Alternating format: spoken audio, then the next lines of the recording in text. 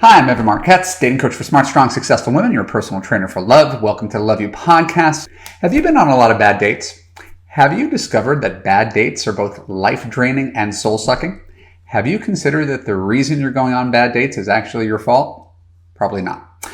In today's Love You podcast, I'm going to show you how to have a great first date and expect better treatment from men overall.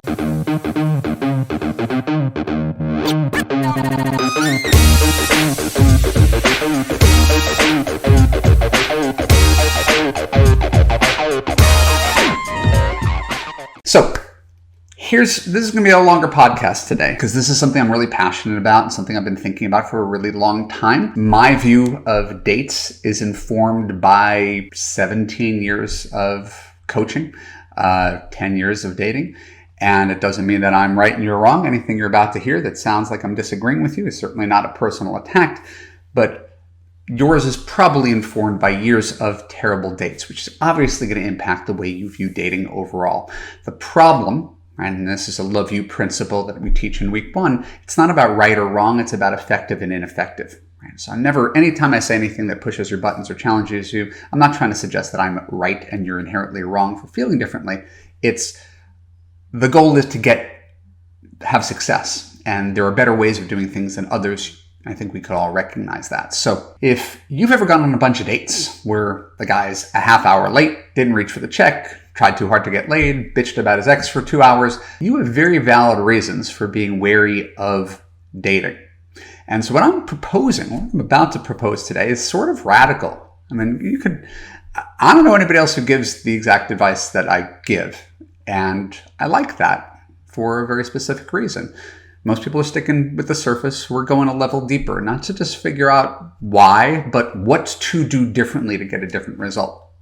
So my proposal is that your solution to bad dates is actually the problem of creating more bad dates, which is hard to digest, right? But if you're using a dating app, you're swiping right, and you're texting and meeting guys as quickly as possible for coffee, ASAP, very specifically to avoid wasting time, that's the primary reason that dating sucks so much. And the only way to get a different result is to do something differently instead of complaining, wow, this sucks. So that's what I hear. I hear a lot of dating sucks, dating apps suck, texting sucks, but I don't see anybody trying to get away from their way of doing things. So understand, as a dating coach for smart, strong, successful women who have everything but the guy, I have a maximalist view of dating.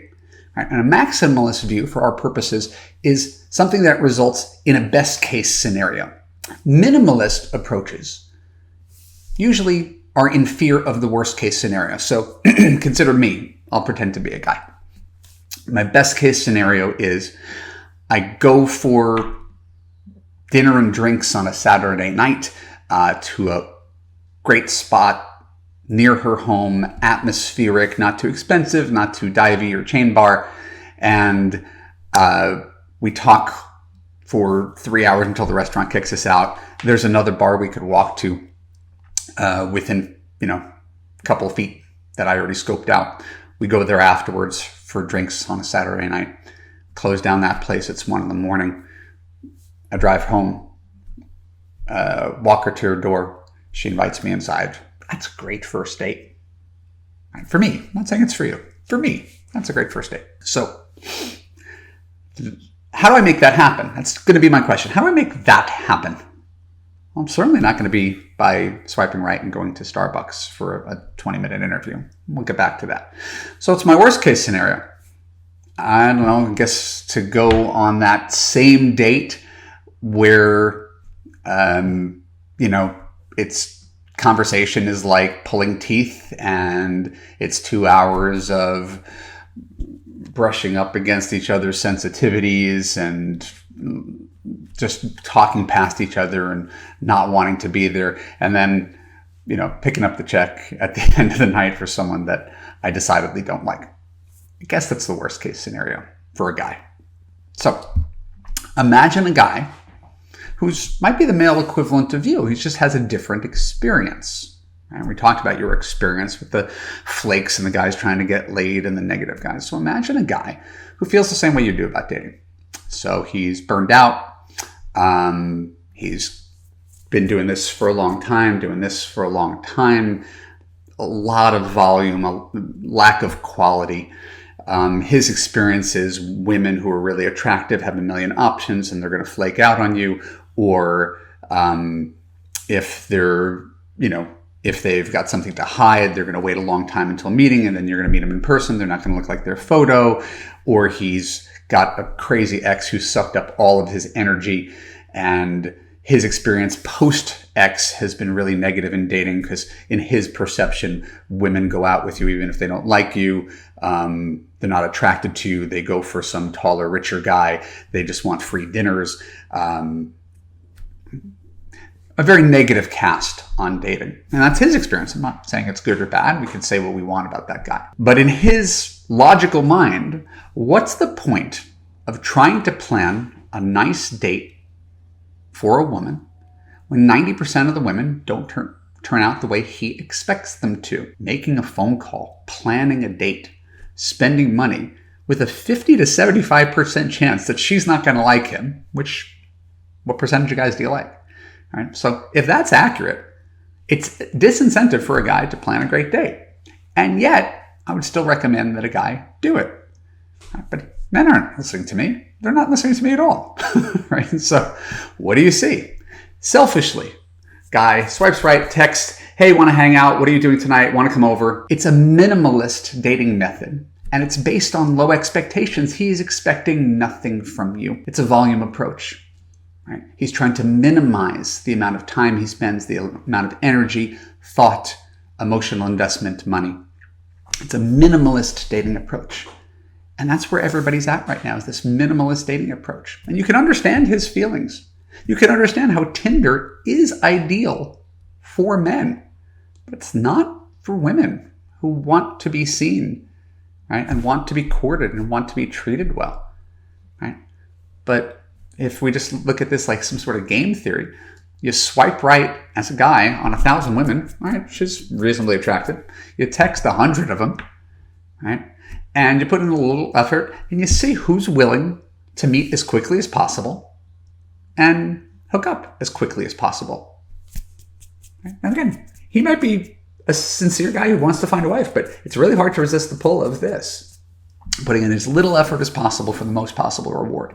So there's very little incentive for a guy to engage in courtship. Right?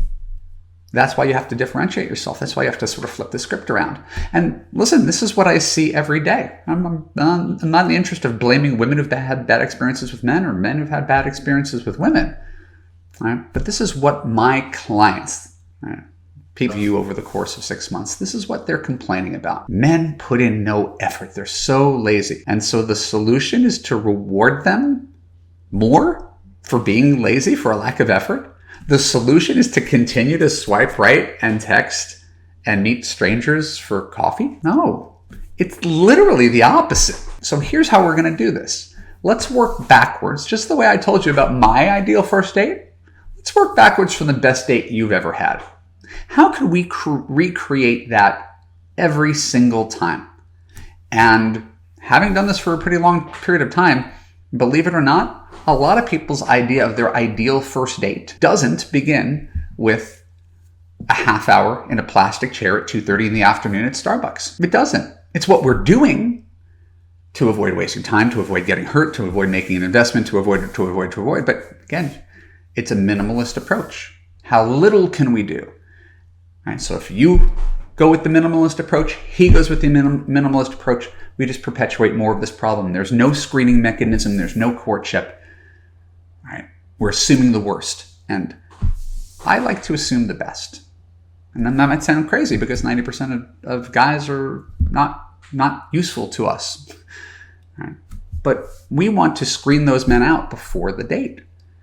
Right? So close your eyes and imagine your happy place. What's an amazing date? Think back to the most amazing date you ever had. What steps can you take to reverse engineer such a situation so something like that could happen again? And how do you nudge a guy into treating you that way? So if I were giving advice to men, right, and I did for the first 5 years of my career, I would tell them to do this. I would tell them to do this exact thing. Right? Because if every other guy's doing this, and you got one guy who's like, hey, want to talk on the phone? And I call you and we talk on Zoom for an hour and a half, and it goes really well. And I say, it was a lot of fun. I'll call you later this week. And we do that. We start to build up trust and rapport and excitement and anticipation. And now there's this one guy who's pulled ahead of all the other guys who are just doing this. There's this one guy who's doing that. Just by putting in a little bit of time up front to ensure that if we go on a date, if I take you out, you're going to have fun and I'm going to have fun. So people say that's time wasted. No, that's time invested to screen people and to avoid a bad date. Right. So if you're grounded in the idea that dating minimalism is the way to go, guess what? You're just feeding into the things that men are already doing that you don't like. Putting in little time, little effort, little ability to differentiate themselves. Right? All because we're afraid of wasting time and getting hurt. And in order to turn that ship around, you have to nudge men into courtship. Right, to avoid texting, to avoid coffee dates. Right? Why? And how does this work? Because they want to please you. You're the goal. Right? If he wants to get anywhere with you, he has to follow your rules. And that's, again, the central premise of Love You. You're the CEO and men are the interns. So how do you get the intern to follow your application process so that you get the kind of date that feels great, that closes down the bar at 1 a.m, if that's your thing? That ends in a goodnight kiss instead of a handshake or a hug goodbye. You have the power to make that happen. And I go deep on this, right? I mean, this is just a podcast, but I go deep on this. Right? Entire Love You course, month 2. Right? Month 2 is called Meeting Men, and we go through in consecutive weeks, flirting, online dating, first dates, courtship. Right? There's an entire week of material with coaching on how to make sure that if you have a first date, it's going to be a good one. So check that out. Go below this page, read the description, learn more about Love You, and I will talk to you there. My name is Marc Katz. I want to thank you for tuning in to another episode of the Love You podcast. If you enjoyed it and you learned something valuable, please subscribe, share an honest review on Apple. And if you're ready to find love now, look for the link in that description below. Fill out an application to enroll in Love You. Thank you so much.